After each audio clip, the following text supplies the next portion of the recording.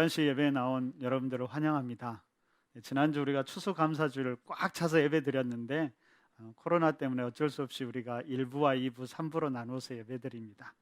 네, 여러분 성경을 보면 항상 사도행전도 보면요, 우리가 흩어질 때 특별한 하나님의 은혜가 임하고요, 흩어질 때 부흥의 역사가 임했던 것을 경험하고요, 그걸 생각하면서 하나님, 우리가 1, 2, 3부로 이렇게 흩어질 때 우리 푸른 나무 가운데, 푸른 나무 교회 가운데 더 큰 부흥의 역사가 일어나길 소망합니다. 그런 제목이 되는 것 같습니다. 우리도 함께 기대하고 기도하면서 그렇게 했으면 좋겠습니다. 자, 오늘이 여러분 기독교 절기에서 무슨 주일인지 아세요? 맞습니다. 오늘은 대림절 또는 대강절이라고도 하지요. 여러분 그 뜻이 무엇일까요? 어떤 분이 그냥 농담이겠지만 대강절이라고 하니까요, 오늘은 대강 사는 날 아닙니까 목사님? 그러더라고요. 오히려 여러분 대강 살아오고 지금까지 그랬다면, 그리고 신앙생활도 그렇게 했다라면 오히려 오늘은 다시 한번 돌아보고 점검해 보면 좋을 것 같습니다. 그럼 대림에서 대는 기다림을 뜻하고요, 그 다음에 임은 임하다, 나타나다라는 의미입니다. 그래서 대림절은 이 땅에 오신 주님을 경건하게 맞을 준비를 하는 기간이고, 또한 다시 오실 주님을 소망 중에 기다리는 절기입니다. 그래서 성탄절 4주 전부터 4주간의 대림절 절기를 지키게 됩니다. 특별히 대림절의 색깔은 보라색이라고 합니다. 그래서 진한 보라색부터 점점 밝아지게 되는 것입니다. 여러분 혹시 오늘 주보가 보라색으로 바뀌었는데 여러분 눈치채셨습니까? 네, 눈치채셨다면 감사하고요, 눈치 못 채셨다면 교회에 조금 더 관심을 가져야 될 것 같습니다. 대림절이어서 주보도 보라색깔로 바꾸어 봤습니다. 그럼 기독교에서 절기는 참 중요합니다.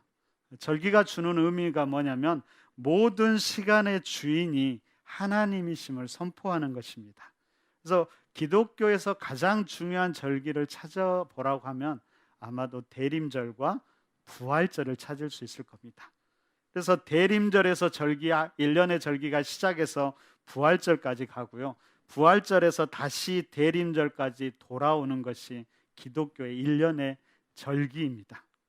그래서 대림절은 절기상으로 새로운 한 해가 되는 겁니다. 그래서 기독교 절기적으로는 오늘이 새해가 되는 겁니다. 제가 이 말씀을 준비하면서 올해 이번 대림절은 정말 지난 모든 것들, 힘들고 어려웠던 것들 다 떨쳐버리고 새롭게 시작하는 역사가 일어났으면 정말 좋겠다, 그런 소망함을 가져봤고요, 그런 은혜가 우리 모두에게 그리고 이 땅에 있기를 간절히 바랍니다.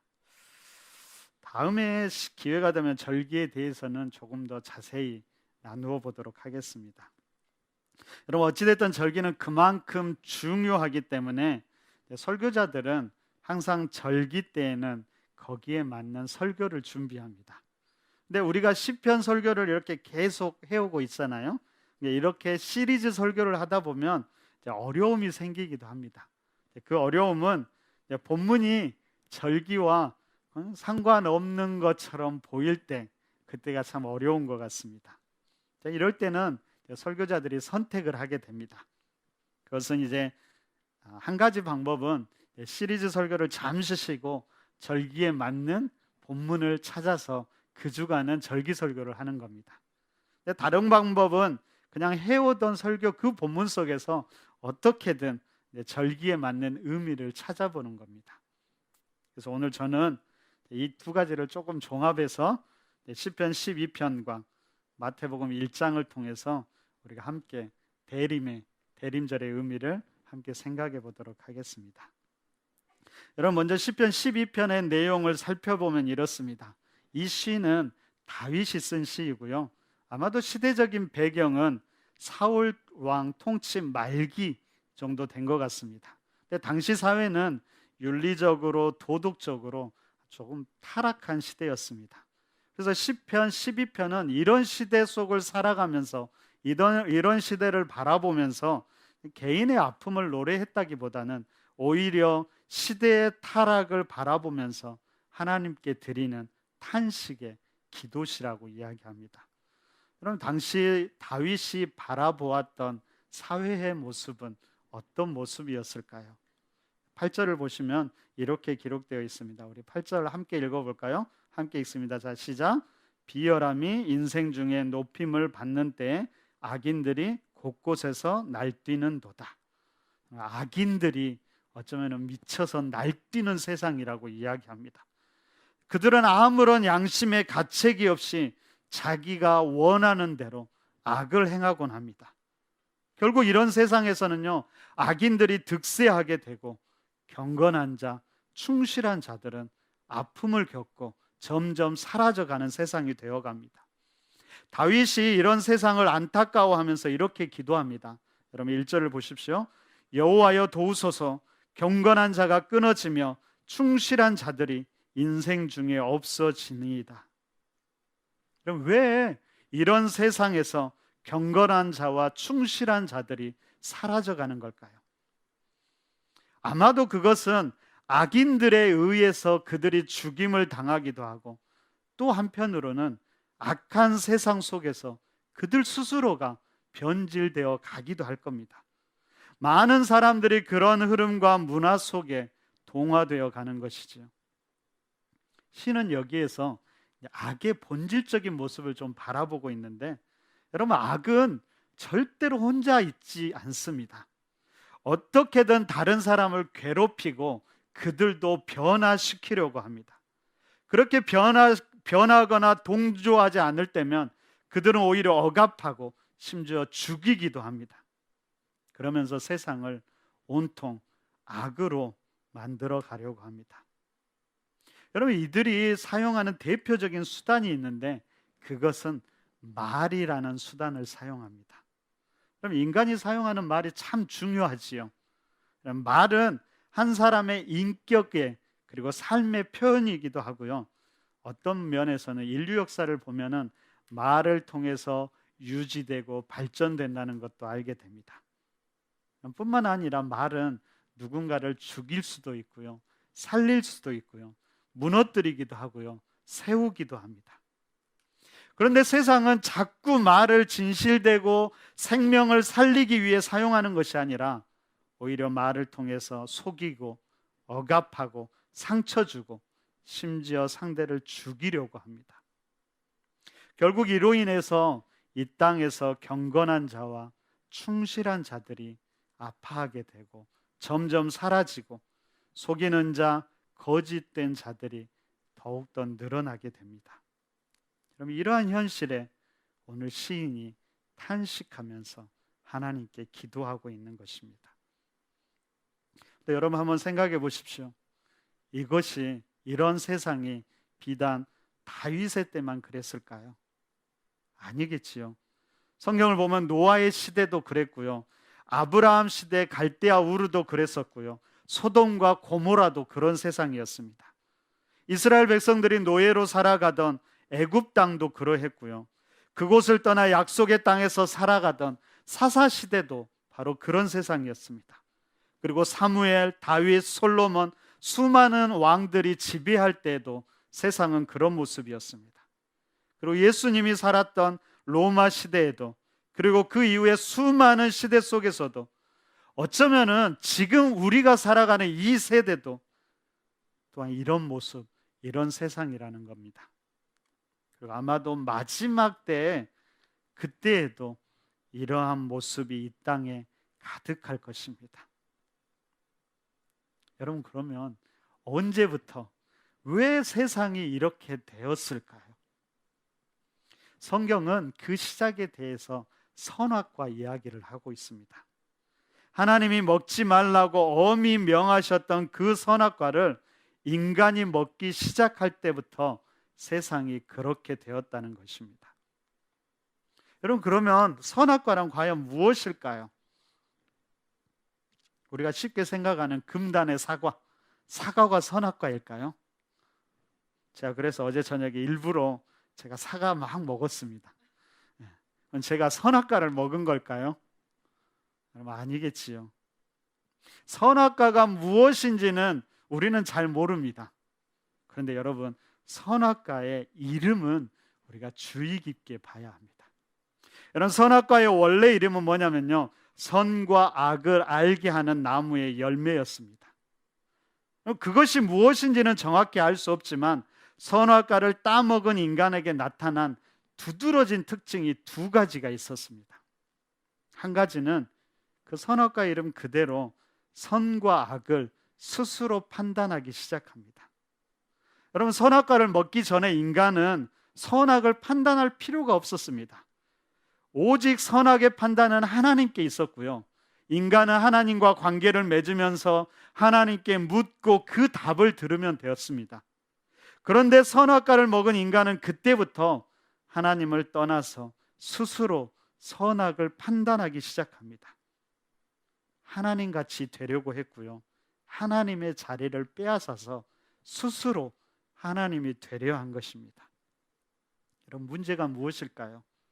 문제는 인간은 하나님처럼 전능하지 않다는 겁니다. 한계를 가진 인간은 오직 자기 생각과 기준에서 판단하게 됩니다. 그러다 보니까 나와 다른 것은 다른 것이 아니라 틀린 거라고 생각하게 되었지요. 이때부터 인간은 갈등과 분열 그리고 싸움이 시작되게 됩니다. 여러분, 두 번째로 선악과를 먹은 인간들은 언어가 변하기 시작했습니다. 선악과를 먹기 전에 상대를 보면서 이는 내 뼈 중에 뼈요 살 중에 살이다, 이런 멋진 고백을 했지요. 근데 선악과를 먹은 이들이 어떻게 변했을까요? 그들의 언어가 비난과 책임 전가의 언어로 변하기 시작합니다. 이 시간 우리 옆에 있는 사람들을 보면서 한번 그렇게 이야기해 보십시오. 이는 내 뼈 중에 뼈요 살 중에 살이로다. 옆에 사람이 없으면 여러분 제일 가까운 사람을 생각하면서 그 사람에게 한번 해보세요. 지금 옆에 사람 보면서 한번 해보세요. 장로님 열심히 하십시오. 이는 내 뼈 중에 뼈요 살 중에 살이로다. 해보십시오.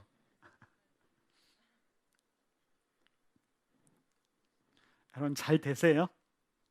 쑥스럽습니까? 그럼 이렇게 해보십시오. 너 때문이야.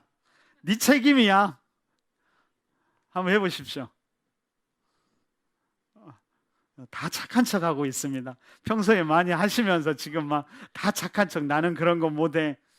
그런데 오히려 사람들을 보면요, 축복의 언어보다 책임감을 비난하고 책임 전가하는 언어가 어느새 우리에게 익숙해져 버렸습니다.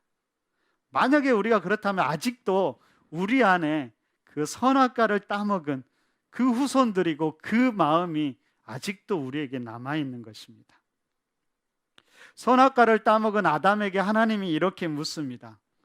누가 너의 벗었음을 내게 알렸으며 내가 왜 내게 먹지 말라 명한 그 나무 열매를 먹었느냐? 그러자 아담이 이렇게 대답합니다. 하나님이 주셔서 나와 함께 있게 하신 여자, 그가 그 나무 열매를 내게 주므로 내가 먹었나이다. 무슨 말이에요? 여자가 문제이고요, 더 나아가서 그 여자를 주신 하나님이 책임이 있다는 말입니다. 하나님께 감사를 돌리던 입술이 다시 책임을 전가하는 입술로 변해버렸습니다. 상대를 찬양하고 한 몸이라고 여겼던 입술이 이제는 상대에게 책임을 전가하고 상대를 비난하는 입술로 바뀐 것입니다. 그리고 그 비난은 우리도 모르게 하나님을 향하게 되지요. 여러분, 이것은 이후 바벨탑 사건 때에도 똑같이 반복됩니다. 그때 사람들이 하늘에 닿을 듯한, 닿기 위한 탑을 쌓으면서 이렇게 이야기합니다. 창세기 11장 4절을 보십시오. 우리 함께 읽어볼까요? 11장 4절입니다. 시작. 또 말하되 자 성읍과 탑을 건설하여 그 탑 꼭대기를 하늘에 닿게 하여 우리 이름을 내고 온 지면에 흩어짐을 면하자 하였더니. 그럼 이들이 하나님의 자리까지 올라가길 원했고요, 스스로 하나님이 되려고 한 것입니다. 선악과를 따먹음으로 하나님같이 되려는 인간의 욕망이 역사 속에서 결코 포기되지 않고 계속된다는 것을 우리는 보게 됩니다. 이 하나님은 인간의 언어를 흩으셨고 사람들을 흩으셨고 악한 인간들을 그렇게 흩어버렸습니다. 그런데 여러분, 악한 인간은 다시 이 말의 주권을 찾아오려고 합니다. 여러분, 오늘 본문 4절을 보십시오. 사람들이 이렇게 외칩니다. 그들이 말하기를 우리의 혀가 이기리라. 우리 입술은 우리 것이니 우리를 주관할 자 누구리요 하미로다. 여러분, 하나님을 대항해서 우리의 입술, 우리의 말은 우리 것이라고 주장하기 시작합니다. 그러면서 이 말로 하나님을 대항하고요, 자신들의 목적을 이루기 위해서 경건한 자, 진실한 자를 동화시키고 죽이는 것입니다. 처음에도 그랬고 인류 역사가 흐르고 있는 지금도 그렇고요, 아마도 마지막 때도 이런 것은 계속될 것입니다. 여러분, 이런 세상에서 다윗이 하나님께 이렇게 호소합니다.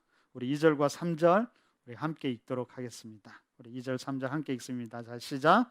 그들이 이웃에게 각기 거짓을 말하며 아첨하는 입술과 두 마음으로 말하는 도다. 여호와께서 모든 아첨하는 입술과 자랑하는 혀를 끊어 주옵소서. 여러분, 이에 대한 하나님의 대답이 무엇일까요? 5절은 이렇게 기록하고 있습니다. 여호와의 말씀에 가련한 자들의 눌림과 궁핍한 자들의 탄식으로 말미암아 내가 이제 일어나 그를 그가 원하는 안전한 지대에 두리라 하시도다. 하나님이 말씀하십니다. 내가 이제 일어나겠다. 하나님이 일어나서 직접 개입하시겠다라는 말씀입니다. 여러분, 이 개입은 다윗 당시 바로 당대의 개입이기도 하지만 좀 더 넓게 보면 인류 전체를 향한 하나님의 개입입니다. 하나님은 방관자가 아니라 역사의 주관자로서 하나님의 의지의 표현입니다. 하나님께서 친히 경건한 자와 충실한 자, 가련하고 궁핍한 자를 악인의 횡포로부터 구원하셔서 하나님께서 예비하신 안전한 곳으로 인도해 주실 것입니다. 여러분, 우리가 이것을 신뢰할 수 있는 이유가 무엇일까요? 그것은 하나님의 말씀의 신실함, 언약의 신실함 때문입니다. 6절도 한번 볼까요? 우리 6절 함께 읽어보겠습니다. 함께 읽습니다. 자, 시작. 여호와의 말씀은 순결함이요 흙 도가니에 7번 단련한 은 같도다. 여호와의 말씀이 어떻다고요? 순결하다라고 이야기합니다. 여러분, 순결하다라는 것은 그냥 단순히 깨끗한 것만을 말하지 않습니다. 이 순결함 속에는요, 반드시 이루어진다는 하나님 말씀의 진실성 그리고 신실성을 내포하고 있습니다. 하나님께서 반드시 이 약속을 이루신다라는 것이죠. 그래서 오늘 시편 12편의 결론은 무엇일까요? 여러분, 마지막 8절을 보십시오. 그런데 이제 8절은 독립절이 아니라 7절에 종속되는 구절입니다. 그러니까 바른 읽기는 8절과 7절을 바꾸어 읽었을 때 우리에게 바르게 다가옵니다. 그래서 바꾸어 읽으면 이렇습니다. 비열함이 인생 중에 높임을 받는 때에 악인들이 곳곳에서 날뛰는 도다. 그럴지라도 여호와여 그들을 지키사 이 세대로부터 영원까지 보존하시리이다. 아멘. 여러분, 말씀드린 대로 다윗이 시편 12편에서 고백하던 그 시대의 모습은 어쩌면 오늘날 우리가 살아가는 시대의 모습과도 같습니다. 더 나아가서 인류가 하나님으로부터 범죄한 이후 하나님을 떠난 인간의 보편적인 모습인지도 모릅니다. 이런 세상에 대한 하나님의 답은 과연 무엇일까요? 그것은 역사에 대한 구체적인 하나님의 개입입니다. 물론 그 개입은 그때마다 하나님의 백성들을 특별한 은혜로 지키는 것이 될 것입니다. 하지만 인류 역사 전체적으로 볼 때 역사에 대한 하나님의 개입은 바로 예수 그리스도를 통해 구체화되게 됩니다. 그러면 이 땅을 향한 하나님의 답은 바로 예수 그리스도입니다. 예수 그리스도가 하나님의 답이고 예수 그리스도가 이 세상을, 그리고 이런 세상 속에서 우리를 구원하실 것입니다. 그 예수님은 다름 아닌 말씀, 특별히 순결한 말씀이 육신이 되신 하나님이셨습니다. 그 순결한 분이 육신을 입고 이 땅에 오셨을 때 천사는 이 땅에 오신 그분의 이름을 이렇게 기록하고 있습니다. 우리 마태복음 1장 21절 우리 읽었던 부분 다시 한번 읽어보도록 하겠습니다. 함께 읽겠습니다. 자, 시작. 아들을 낳으리니 이름을 예수라 하라. 이는 그가 자기 백성을 그들의 죄에서 구원할 자이심이라 하니라. 예수의 이름의 뜻이 뭐라고요? 방금 읽었잖아요. 뭐라고요?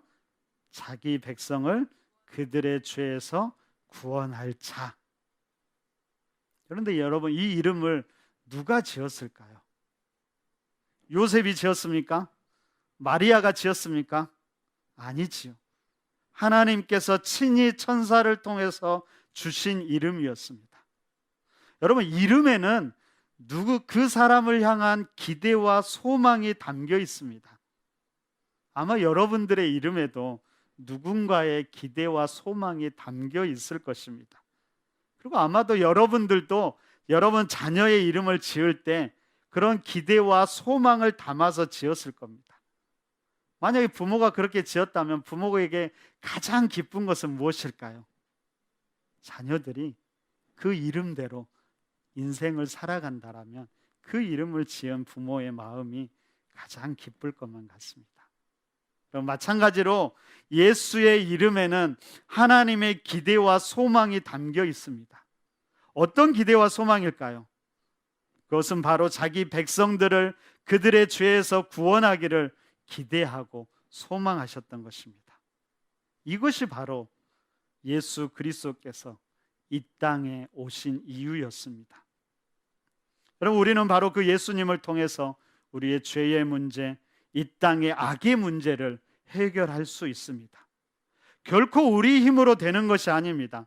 자기 백성을 죄에서 구원하기 위해 이 땅에 오신 바로 그 예수를 통해서 우리의 마음을 열고 받아들이고 그분과 함께 동행할 때 그 일이 우리 안에, 그리고 우리를 통해서 이 땅 가운데 일어나게 될 것입니다. 여러분, 성경을 통해서 예수님의 한번 삶을 보십시오. 예수님의 삶은 평생 이 일을 위해서 헌신한 삶이었습니다. 그리고 그것은 마지막 십자가에서 이 일을, 다른 일이 아니고요, 이 일을 완성하게 됩니다. 그래서 예수님은 바로 그 십자가 위에서 모든 사명을 마치시고 마지막으로 다 이루었다라고 고백하셨던 것입니다.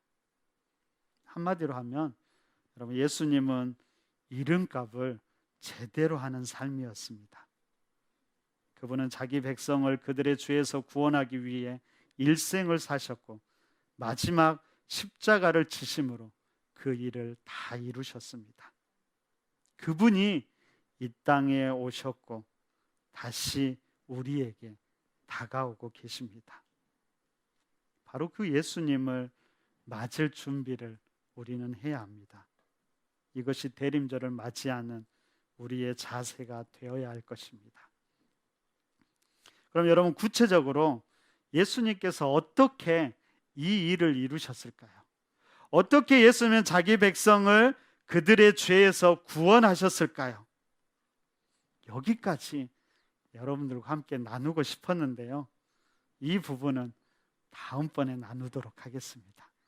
이 부분까지 나누면 일부 아마 시간도 많이 돼서 아마 2부 잘 못 드렸을 수도 있어요. 그래서 제가 어제 말씀을 준비하면서 여기서 끊었습니다.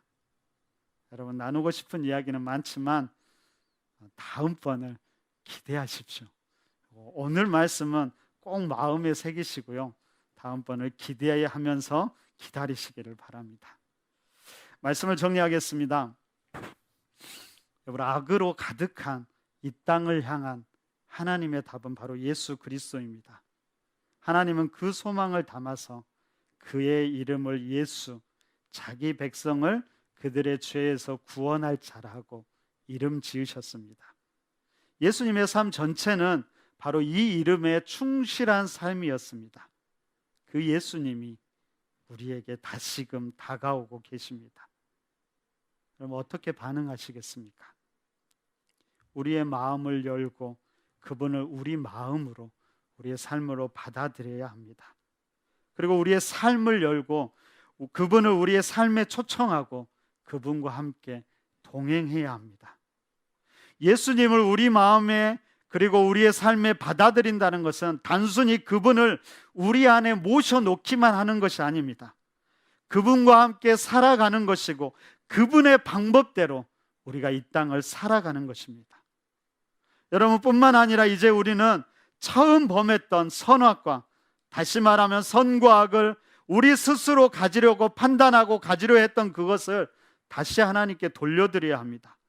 모든 판단을 하나님께 맡김으로 하나님을 하나님으로 인정하고 우리 인간은 다시 인간의 자리로 내려올 수 있어야 합니다. 그리고 우리의 입술과 말도 새롭게 해야 합니다. 우리를 드러내고 우리를 높이기 위해 다른 이들을 비난하고 비방하던 입술에서 이제는 다른 이들을 높여주고 살리는 그런 언어가 우리를 통해서 회복되어야 합니다. 그리고 우리 입술은 우리 자신이 아니라 하나님만을 높이고 찬양하는 데 귀하게 사용되어야 할 것입니다.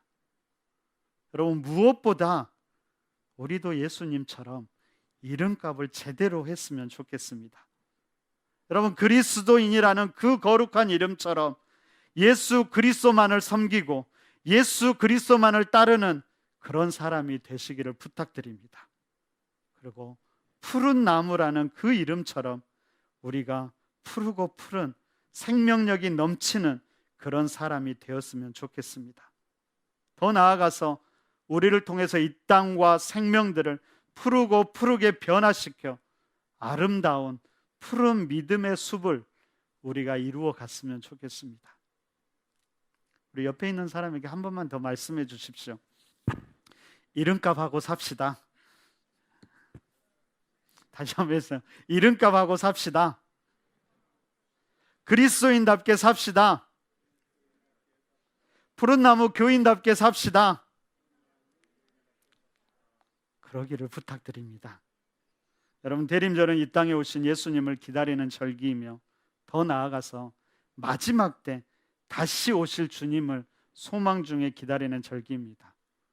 뿐만 아니라 이 둘 사이에서 예수님을 우리의 마음과 삶에 받아들일 뿐만 아니라 이 땅과 생명들을 구원하기 위해 헌신하셨던 그 예수님과 함께 우리 또한 헌신을 다짐하는 시간입니다.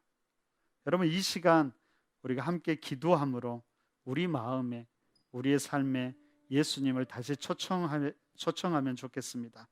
이미 우리 안에 예수님이 계시지요. 그렇지만 우리 마음을 다시금 새롭게 한다라는 의미에서 여러분 눈을 감고 저를 한 절 한 절 따라해 주시면 감사하겠습니다. 우리 영상으로 함께 예배드리시는 분들도 눈을 감고 저를 함께 따라해 주셨으면 고맙겠습니다. 다 같이 눈을 감고 기도하도록 하겠습니다. 나를 구원하기 위해 따라해 주시면 고맙겠습니다. 나를 구원하기 위해 이 땅에 오신 예수님, 이 시간 나의 마음을 열고 예수님을 나의 마음과 삶에 초청합니다. 이 시간 내 마음 속에 오셔서 나를 다스려 주시고 나를 새롭게 하여 주옵소서. 내가 주인이라고 주장하던 삶에서 예수 그리스도가 나의 삶과 인생의 주인이심을 고백하며 살아가게 하옵소서. 무엇보다 나의 입술이 새롭게 되기를 원합니다. 미움과 질투, 비방하고 죽이는 말이 아니라 생명들을 살리고 격려하고 세워주고 높이는 말을 사용하게 하옵소서. 내 입술이 하나님을 찬양하며 하나님만을 높이게 하시고 이 땅 가운데 예수 그리스도가 생명임을 선포하는 입술이 되게 하옵소서. 나를 변화시켜 주시고 내가 속한 가정과 교회, 이 땅을 변화시켜 주옵소서. 예수님 이름으로 기도드립니다.